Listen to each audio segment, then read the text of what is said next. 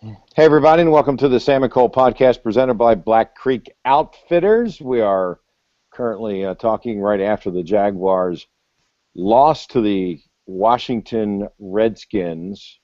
41-10 was the Are, final. are you sure that was a score? Right. It felt like it was more like Uh, 91. I, Is I that went not down. accurate? I went down scared. I literally missed a record-setting sack and the final touchdown because I was trying to get down on the field, or maybe I had my eyes closed.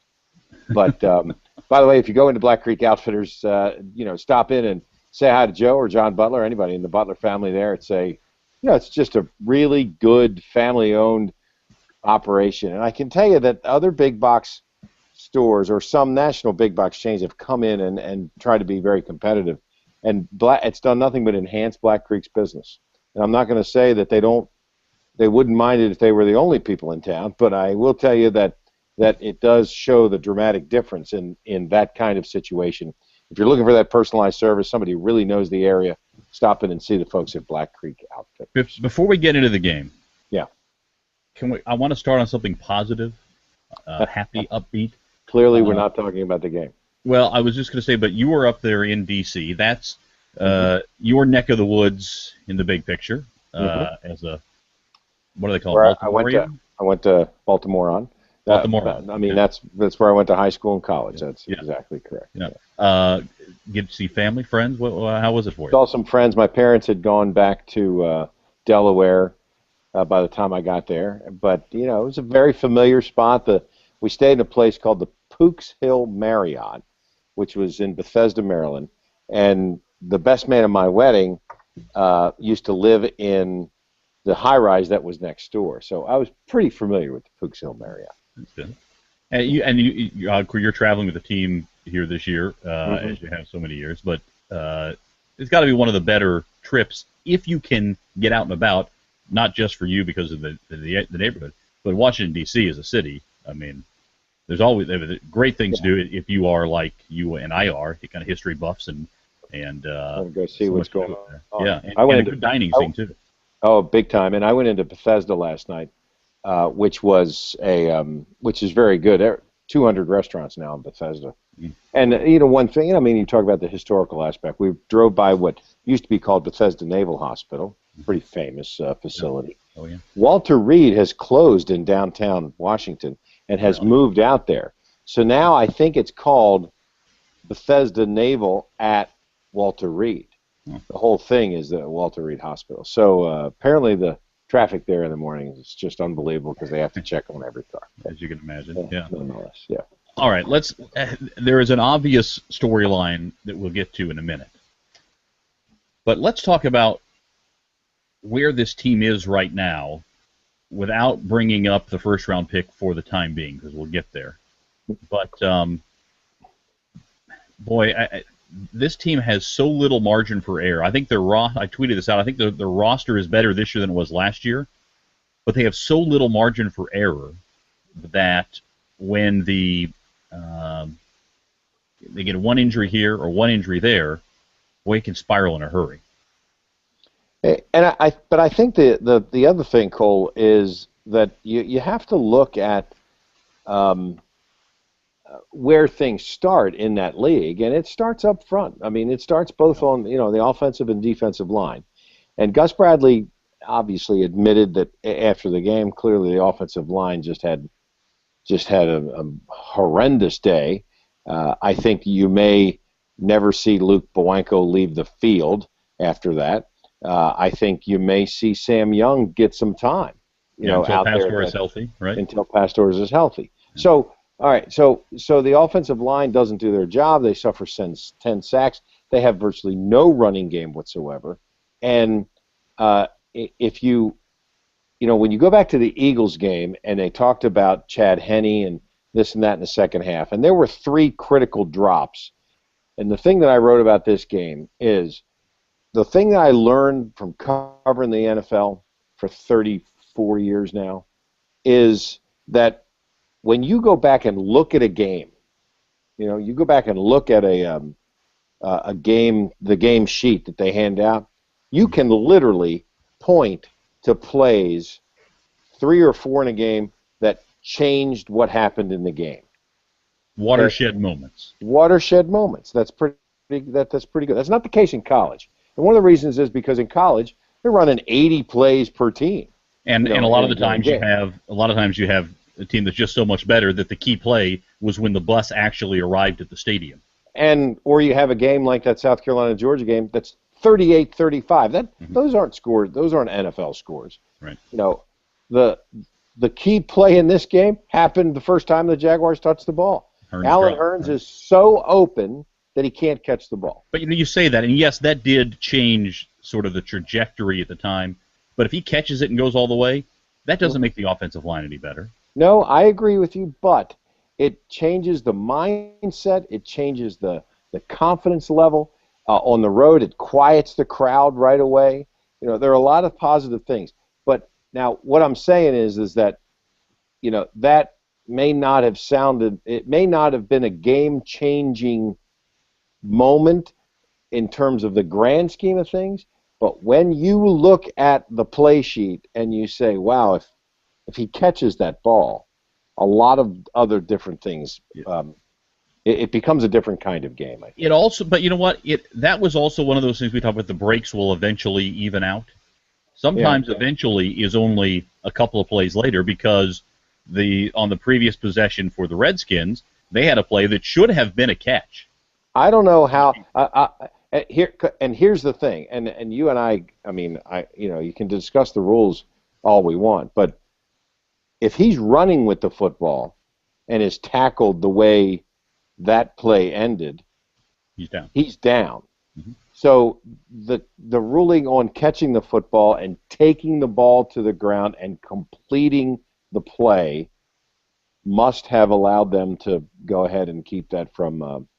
Well, it's interesting because, I don't know if you had a chance to see this, that CBS has got Mike Carey in the studio in New York doing what Mike Pereira has been doing for Fox, and Carey thought that it should be a catch and he was down, and so I think they blew the call. Fine. I'm just saying that, again, sometimes you go, whoa, boy. Remember all those breaks this team was getting in the first 3 weeks of the season? Now here we are in November. They're not getting those breaks or whatever. Sometimes it takes that long to balance out. Sometimes the universe works very quickly. And kind of balance that out in a hurry. I understand what you're saying. It did change the mood early on a bit. It changed the mood, not necessarily the outcome. But I thought you were going to go with it. This felt like a college game where one team was outclassing the other one, because that's really what it looked like. I mean, when you look up there and the Jaguars have a yard on offense, and you're nearing halftime.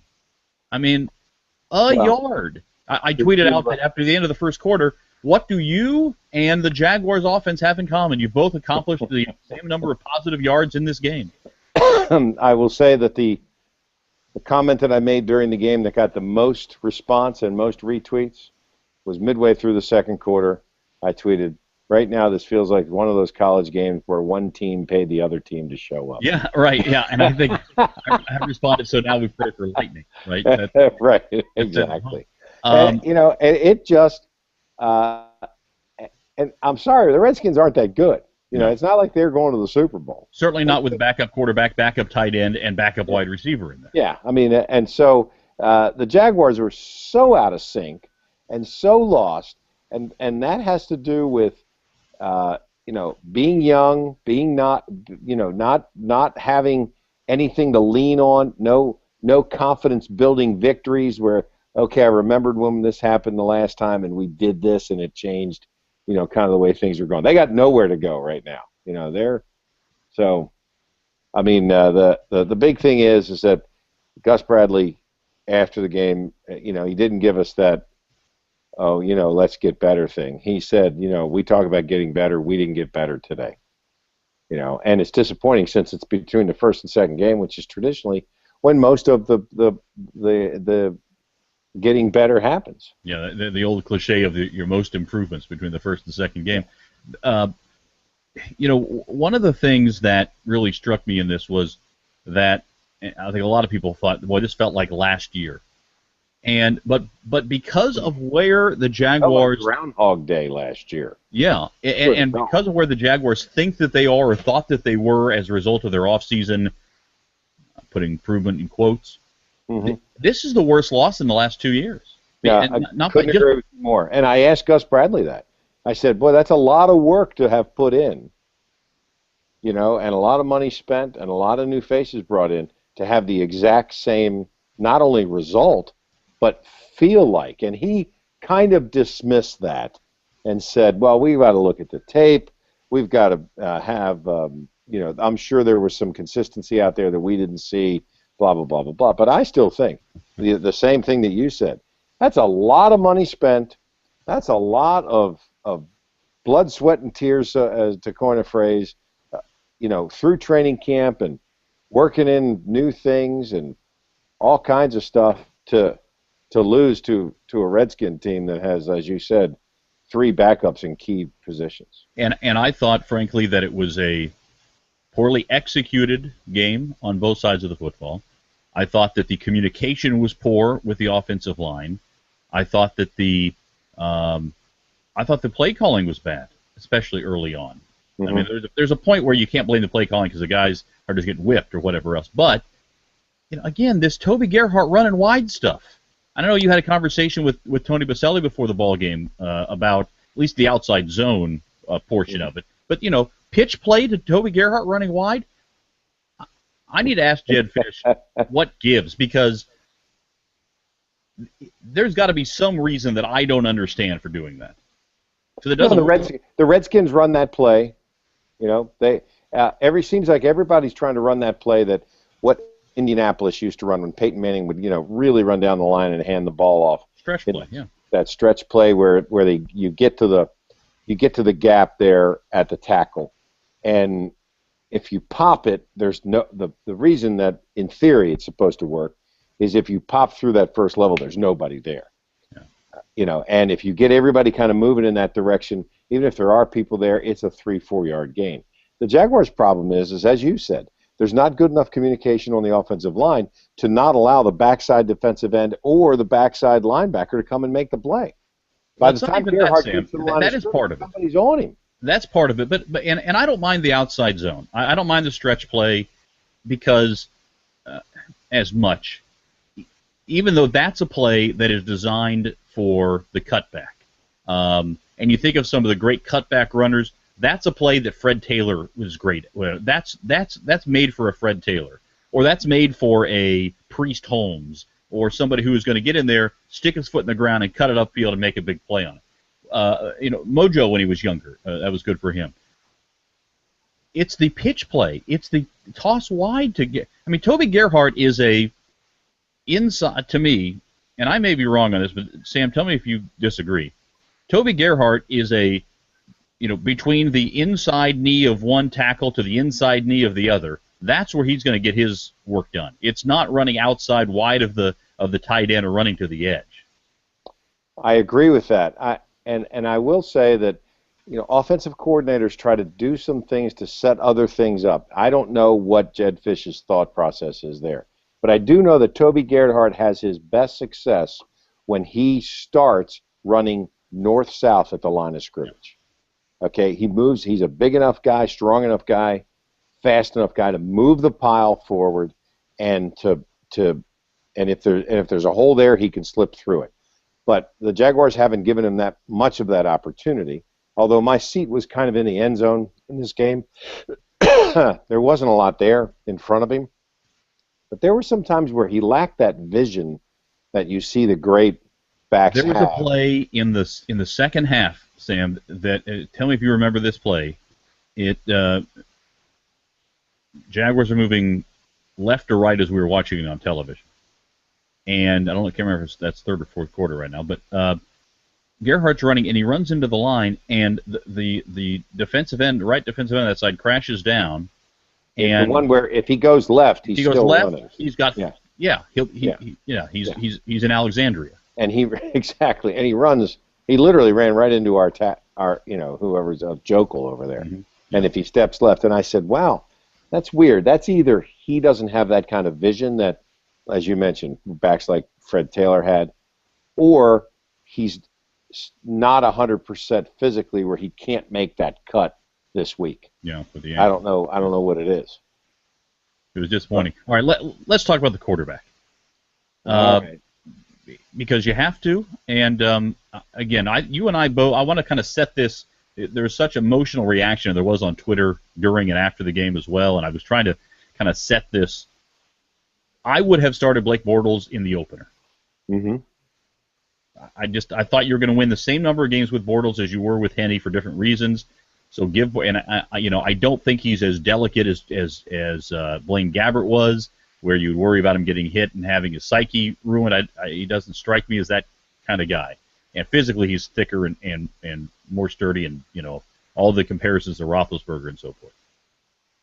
That all being said, if the Jaguars are unwilling to put Bortles in the fourth quarter of a game that is already out of hand, when are they going to put him in? I mean, I can't imagine that they're going to start him against the Colts if they wouldn't put him in that case. 1 week's worth of preparation isn't going to solve whatever issues they feel like he doesn't have. And yet, as we've talked about, Sam, we've talked about the change will be made when it feels like it should be made. You'll know. Doesn't it feel like this is the time to make the change? Well, to me, it does not. And Gus Bradley was steadfast in the support of Henne and saying that there was no consideration given to putting Bortles in the game. Now, I understand all the arguments about putting Bortles in the game, but I still think that Henne gives them the better opportunity to win right now, and I think that they've got other issues besides Henne's. Let me put it this way: there's a subtext of the two ways of thought here. Some people just think that Bortles is the better player, and that's not the case right now. But some people think he should be in the game to be getting that experience that they feel like he needs, and I know that's your point. Particularly, and again, I'm not saying don't put him in. I mean, put him in now, and again, I would have him in there just to let him go. But that notwithstanding, we've had two games here that have been blowouts late. That have been some opportunities to get him some flavor, a little bit of real time experience. Maybe it's not in the 100% heat of the battle and speed of things because of where the games were, but where it certainly makes sense to me that he would benefit from getting some playing time. And I wonder if all this protecting of Henne's spot as the starter, and backing him up, has Gus Bradley thinking, if I put Bortles in at all, can I ever take him out of there? Mm-hmm. And I think you're right. I think that's exactly. I think you hit right on it. That once Bortles goes in the game, you can never take him out. If you put him in the fourth quarter of this game, you got to start him next week. But if you put him in and he just plays okay. Yeah, but then now all of a sudden you've opened Pandora's box. Yeah. The other part of this is saying if you start Bortles and he doesn't play well, it's tougher to go back to Henne at that point. So, but putting him in a blowout game seems to make every bit of sense in the world to me, just to give him a little bit of time. I mean, I see your argument. I happen to agree that Henne's still the right guy to be in the game for now, and I think that there's opportunity there, and I personally don't think you can take Henne out of the game, and say, well, he's not cutting it. I mean, I think, he's played pretty well. He's been okay. He's been Chad Henne. But I think he's been a little better than the Chad Henne that we know. Maybe a little, but he's not been good enough. Didn't he have a quarterback rating of like 110 or something in the first half? Yeah, that's a half. Like again, that's a half. Play a whole game. So I will say, first time, because the press box there, by the way, is only on the second level, so you're kind of close to the field. You could see, and as I mentioned, my seat was in the end zone. You could see guys coming open, and Henne still won't let it go. Still kind of hitches a little bit, and sometimes won't go ahead and throw it in there. Even Mickey Schuler in the game won't throw it in there. So here's the question then. Okay. What has to happen to put Bortles in the ballgame?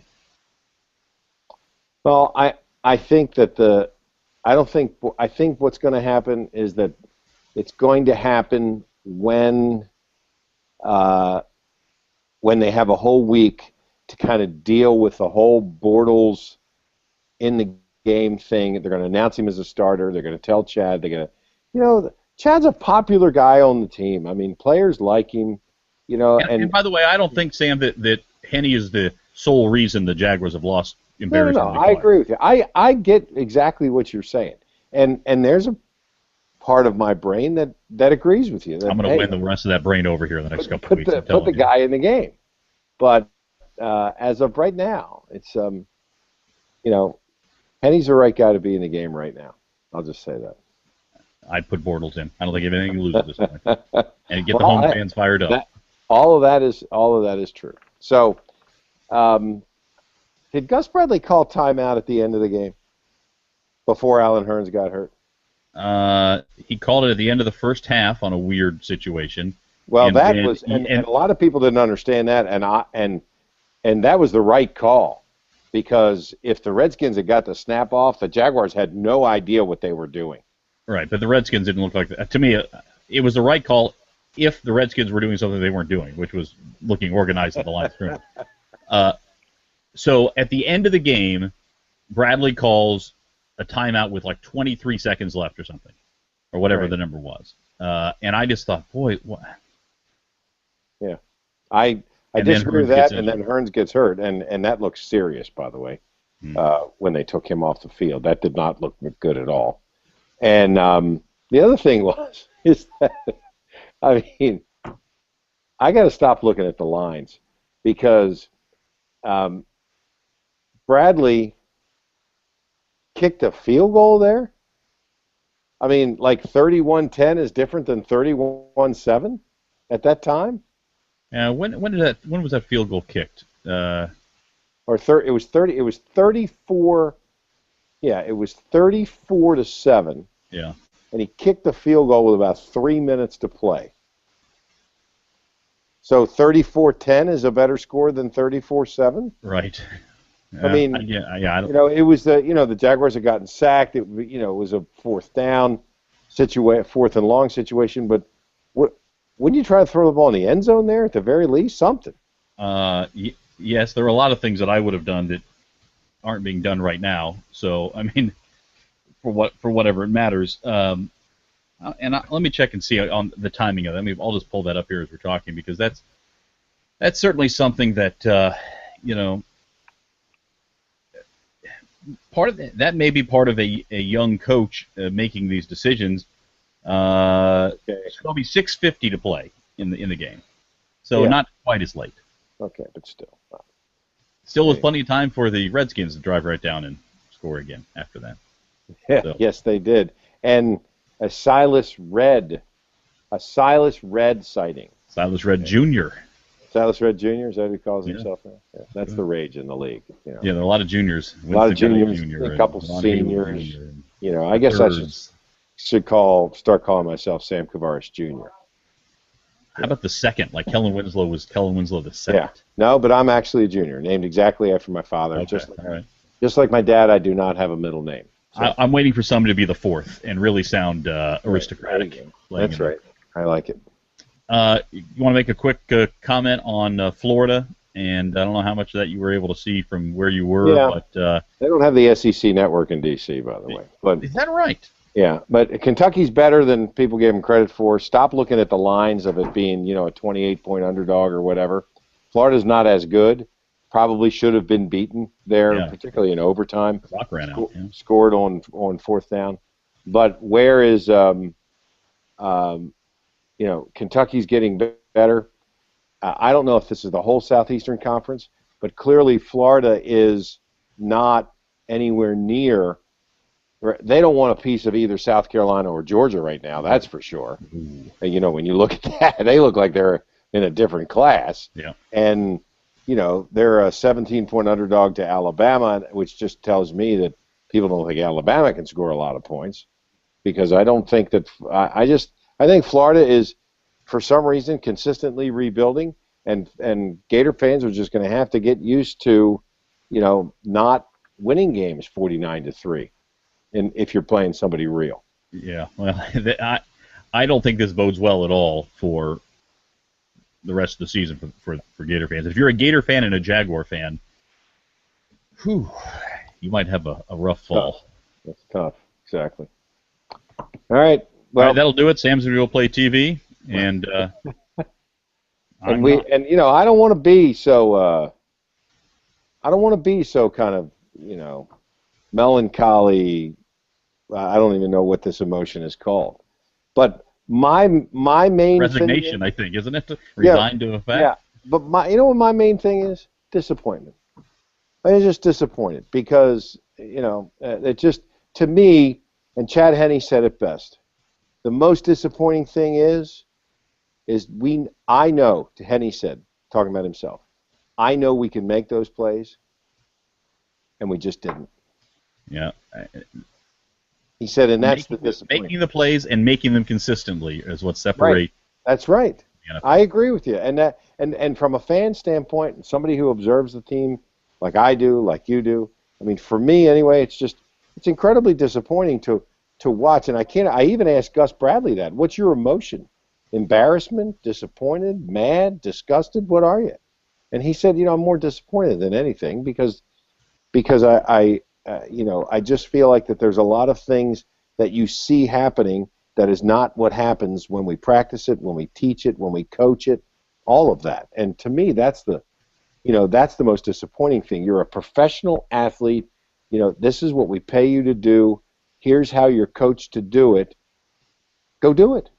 Yeah, and I will just point this out, too, that it's only 2 games into a season that had some, certain expectations, as you mentioned. Mm-hmm. But at what point does the honeymoon end for Gus Bradley? A little bit of it ended today, I can tell you that. I think so, too. And I will also say that both the Giants and the Saints are also 0-2. Right? That's true, yeah. They both have quarterbacks who have won Super Bowls. And the Texans are 2-0. Yeah, J.J. Watt's catching touchdown passes. That's right. That'll do it for the Sam and Cole podcast. We're presented each week by Black Creek Outfitters. If you're going to the home opener, get your Big Green Egg now, and you will have the all-time tailgate success. No matter what happens on the field, you can always win the tailgate. Yeah, so good tailgate. I got to the stadium at probably a little after 9 o'clock this morning, and there were several thousand people tailgating already for the game. I wouldn't say it was overwhelmingly different than a Jaguar game. There were certainly more, but I will say that because, and having gone to high school and college there, because they don't have a college mentality there, what happens at Florida Field, what happens between the hedges, those are what happens at Williams-Brice. That's what it looked like when you drove up. Right. It looked like that situation. Same thing as I experienced growing up in Kansas City. That's right. That's what Sunday morning was all about. Yeah. All right, you can follow Sam on Twitter at Sam Kavaris. Follow me on Twitter at Cole Pepper. And we will rejoin you during the week and see if there's any news coming out of Everbank Field before the Jaguars take on the Colts on Sunday. That'll do it for the Sam and Cole podcast. Join us next time. Thanks a lot.